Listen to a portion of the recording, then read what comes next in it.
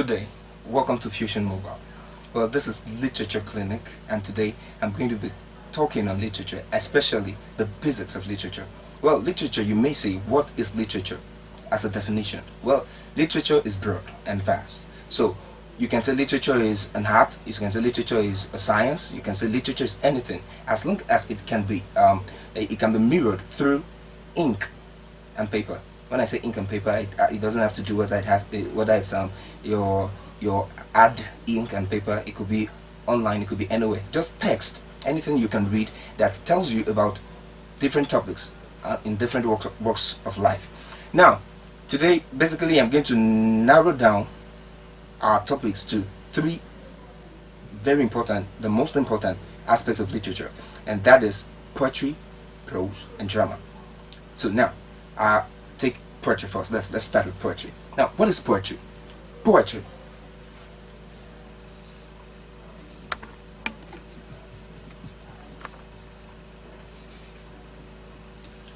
Poetry is a form of writing, and its intention is to achieve just two things. One is to entertain,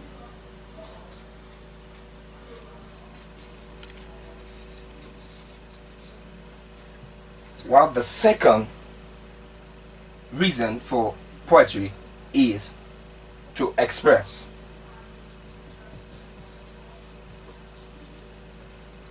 Now, like you know, literature generally, anything you read, anything you go to, anything you access, literature material, whether it is physical, I mean the one you can relate with your eyes, or the one that you read in book from that tells you about distance and other people's culture and things like that, it does a thing to you.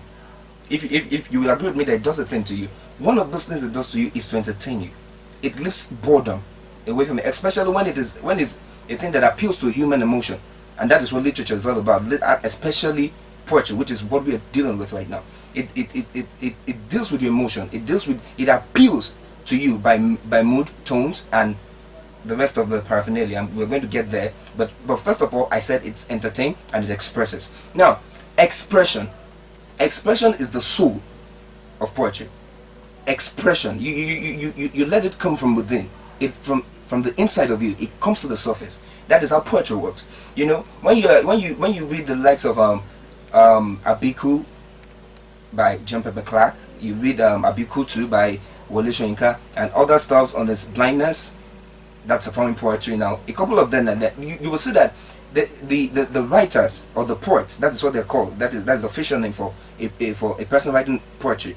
They are called poets. You'll see that the poet they employ some words that are very, very vital. It's usage, the gravity of the usage is very, very strong and vital to drive home their point. That is why when you read poetry, you one of the things you deal with is the tone, is the mood of the poet. Now, there are several features of poetry that makes it unique from other forms of writing. I told you that we're dealing with three very major and very, very vital aspects of literature, which is poetry, drama, and prose. But then, now we are talking of poetry. Every of this, it is literature because it is written down. It is a piece, it's a book. That is why it is literature. So if it falls into the category of a poetry or a prose or a drama, the things that make them fall into this category are what we are going to we are dealing with right now. So there are several features of poetry that makes it unique from other forms of writing. One is varied in length. Varied in length.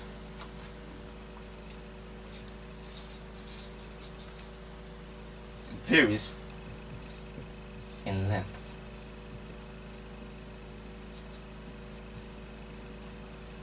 Some poems are short, some are long. You hear poems of haiku. Haiku is a poem by the Japanese. It's a Japanese kind of traditional poem. And what haiku does is that it is three. It's 7 syllabic. It's 7 syllabic. We're going to get there. But then haiku is a kind of poem, but it's short. It's short. But then you have free verses. Free verses most of the time, they're kind of poems that they are longer, but they don't follow the normal pattern of stanzas. Sometimes they're just blank. You have blank, you have free verses. They're going to get there, but they vary. It's just like any other piece of work. Poem varies. Second thing is, it is written in lines and stanzas. Like I mentioned just now, it is written in lines and stanzas. You have to balance between how far it has to go on the line. It's just the rule that guides poetry. Lines and stanza. Then a stanza is made up of different lines. A stanza is a couple of lines. A line is just words on an horizontal stretch. Yeah. Now, number 3 is that it uses sound devices. Now, at this junction, when we say sound devices, that is where some figurative expressions comes in. When you say sound devices, you talk of things like onomatopoeia, you talk of things like rhymes, you talk of things like alliteration. Rhyme on its own makes poetry kind of musical. It could be a sing along. There are different type of poetry, like I said earlier. So rhymes on its own could make it musical, give it a rhythm. That is what line does most of the time. Next one is that it takes poetic license with space, punctuation, grammar, etc. Now, poetic license in this case is that there are some things that are regular with English, the regular English language, English grammar. They might be irregular when it comes to poetry, because there are some cases. Take for instance, there's a poem that is titled "The Taxi Driver on His Death." There were 2 lines where there was driving, which takes the ing, gerund, was replaced with drive, just to rhyme with the other stanza. So in that case, now that is what we call poetic license. Poetic license comes into play to give excuse to the poet to make use of, to be creative with the English grammar, instead of to follow the stern English rule. That is poetic license. Now, it uses word pictures to build sensory impression and create images. It uses word picture.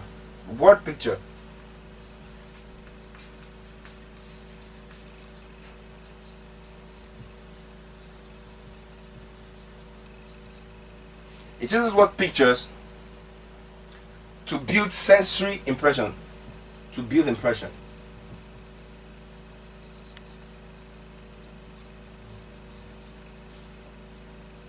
Now, when we say it uses word picture to build impression, like I told you earlier, that poetry appeal to you, and you know definitely that the mind of human being has its picture.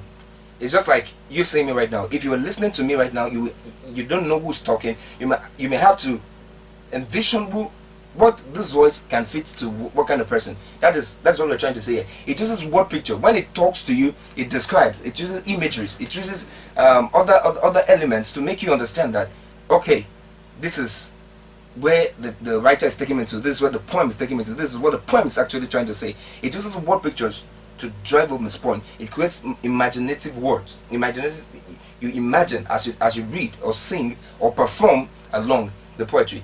Number 6, which is second to the last point, it plays with the sounds of words and the rhymes of phrases.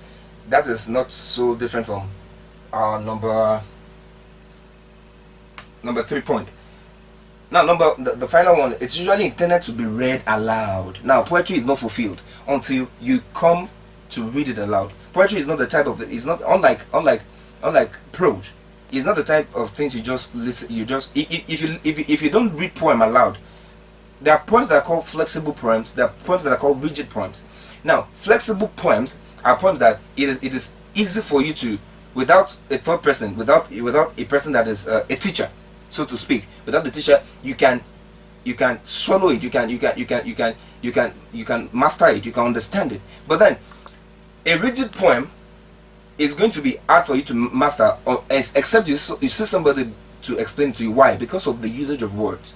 But then, if you as an individual are able to read it aloud, you're able to pronounce those words, say it loud, you understand, give voice to it, you might find it easier than it was while you were reading it internally. So poetry is meant to be read aloud. Don't forget, it varies in length, it's written in lines and stanzas, it uses sound devices, it takes poetic license, it uses word pictures to build impression, then it is meant to be read aloud.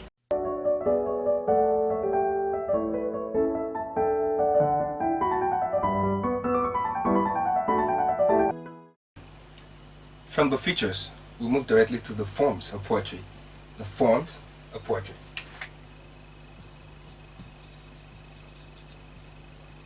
Now, in the forms of poetry, we are talking of how poems are classified. For instance, there are a couple of them, but let me just mention them. We have shape poem, we have the acoustic poem, we have the ballad, we have the lyrical poem, we have haiku, we have narrative poem, we have free verse, and we also have blank verse. But now we are just going to be talking about. I'm going to be enumerating on just 6, which are the shape poems. Secondly, I'll talk of the ballad. Thirdly, I'll talk of let's talk of haiku. I mentioned haiku. Remember, so we'll talk of haiku. Then we'll talk of narrative poems.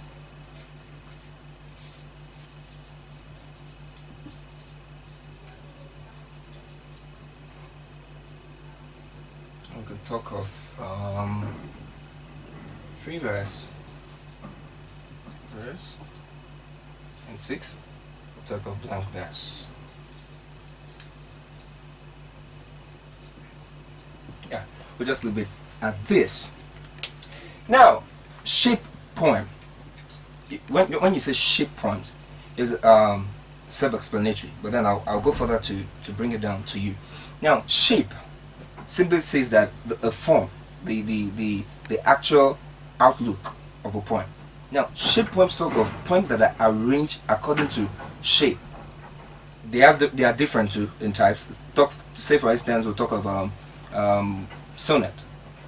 Now, sonnet is a kind of poem that is divided into 2 forms. The first stanza is 8. That's in 8 lines. The second stanza is 6, making up 14 lines. So it comes in 2 stanzas, and the first one is 8, the second one is 6. That is a shape. That's a kind of shape. Then you have the quatrain. You have the octave. 8 lines ordinarily are octave. So you have the quatrain. You have just like that. They have shapes. They have shape that they come into. If you see a poem that has the first 8 lines, then the one that comes after it is 6 lines. You know definitely that shape tells you that it is what? It is sonnet. So that is that about shape poem. We move to ballad. Now ballad. Ballad is musical. Ballad is in fact in a regular word right now we hear people say you're going to a ballroom. Now that ballad ordinarily was developed I think in the 18th century, where the music writers and the poets of the time they employ it to sing, for you to dance to. You understand? It's always lyrical in delivery. It's musical. So ballads can be music as it is a poem. Ordinarily, like I told you earlier, if you didn't forget that poetry can be musical. Most of the time they are musical because of their rhyme scheme. Now that is that about ballad. Haiku. I mentioned haiku too earlier when I was explaining. Now if you remember at the introduction, I told you about haiku. I said haiku is native to the Japanese. It's a Japanese kind of poem. It is very short in nature. It's very short in nature, and I think it comes it's about 17 syllabic. It's 17 syllabic in delivery. So it's a very short poem that is native to the Japanese. Next, we'll move to the narrative poems. Now, talking about narrative poem, I want to take you back to the history of poetry, or the first man that was said to have written a poem. His name is Homer.